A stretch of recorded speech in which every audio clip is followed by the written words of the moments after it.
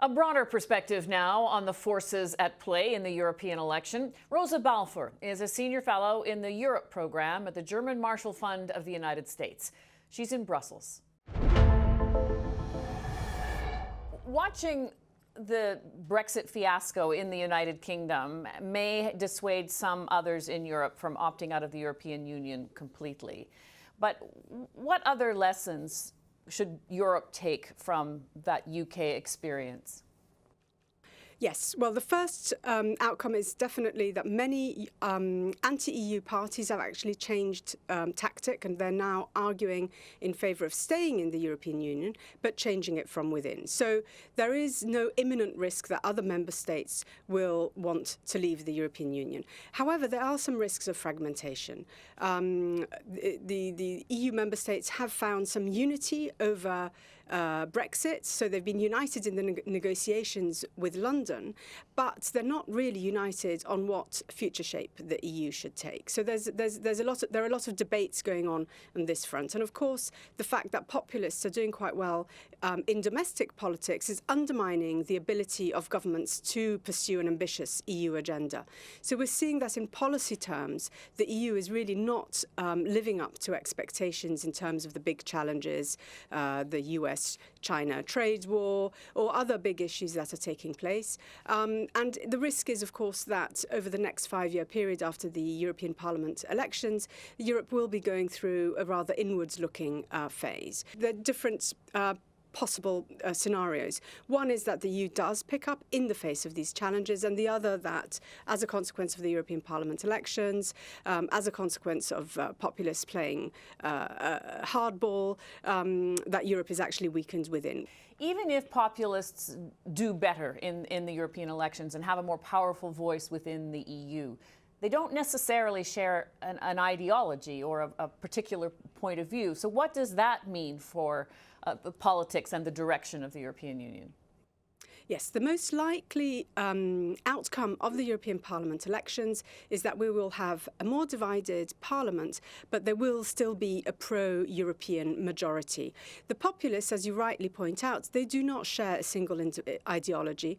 And in fact, even those who might form the same political group on the right of the European Parliament, even they are, because of their nationalism, are ultimately, hopelessly condemned to have different vested interests. What we are seeing, however, is that they are putting them aside temporarily with the overarching goal of creating confusion and havoc in EU politics. So I think we will see their divisions when it comes to debates that touch upon their vested interests. And I think money, when the next European Parliament starts talking about its budget, that's where the populist parties are likely to split and divide. I want to talk a little bit about the pro-Europe voices and the rise of populism and nationalism along with it. Are the traditional parties the viable alternative here for people who have become disillusioned with their politics? Well, we have the traditional parties, in particular the European People's Party, which brings together the Christian democratic families in Europe, and the Social Democrats. They are both expected to lose some votes. So clearly people do not think that they are providing alternative solutions or innovative politics. Other groups, conversely, are growing or are set to grow. For instance, the Greens, which have always done well in European Parliament elections. And there are expectations that the Liberals will do well, especially if Macron and the En Marche movement joins in with the Liberals after the vote.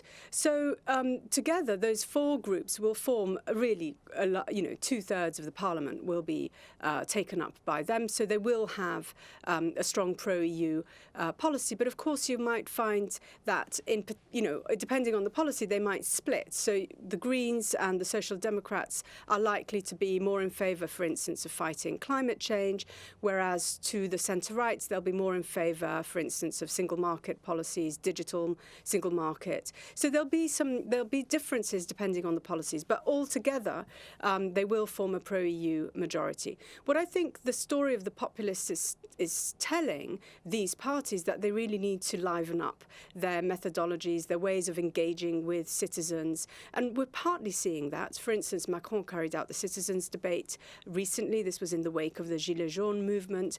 And so if all this pushes traditional parties to step out of their comfort zone and seek new ways of engaging in politics, I think that actually is a positive outcome of a trend which is set. So the populist trend is quite set on anti-establishment, anti-system objectives. Just briefly, before I let you go, some have been watching the politics in Europe, the rise of populism, the rise of nationalism, and suggested that this election for the EU is one of the most significant since the end of the Second World War, even. Is that an overstatement in your view? Well, I think that's a bit of an overstatement. There's a lot of preoccupation when things happen in Europe, and people see the Gilets jaunes on the Champs-Élysées and think that Macron is about to fall. This is not the case.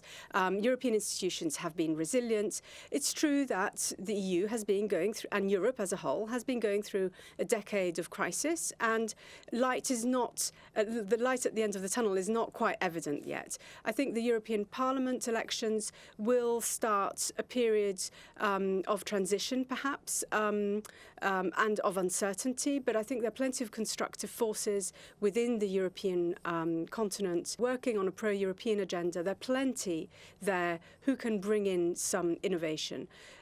So I think this is the beginning of a period of maybe turbulence, but that something positive can come out of it. Thank you very much for your expertise and your insight on this. Thank you very much for having me.